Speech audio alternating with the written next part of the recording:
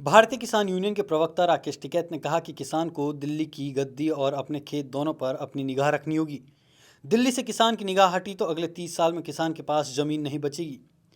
सम्राट सलक्षपाल तोमर की जयंती के मौके पर राकेश टिकैत ने राष्ट्र वंदना चौक पर शहीदों की प्रतिमाओं पर माल्यार्पण किया। इसके बाद टिकैत ने कहा कि यह किसान के हक की लड़ाई है। किसान अगर इस बार कमजोर पड़ा तो 30 साल बाद उसके पास जमीन नहीं बचेगी। किसान की जमीन पर किसी और का कब्जा होगा। एमएसपी पर कानून अनिवार्य है, इसके बाद ही किसान बर्बाद होने से बचेगा, अन्यथा किसान आज बर्बादी के मुहाने पर है। किसान को फसलों के दाम नहीं मिल रहे हैं। किसान गन्ने की फसल को मिलों में डाल देता है लेकिन उसका भुगतान समय पर नहीं मिलता।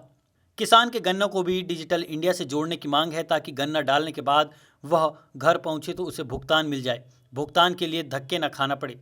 आज किसान को ताकत दिखानी होगी, दिल्ली पर कब्जा रखना होगा। उन्होंने कहा कि दिल्ली की गद्दी पर तोमरों का कब्जा है, एक बार फिर उन्हें अपनी ताकत दिखानी होगी।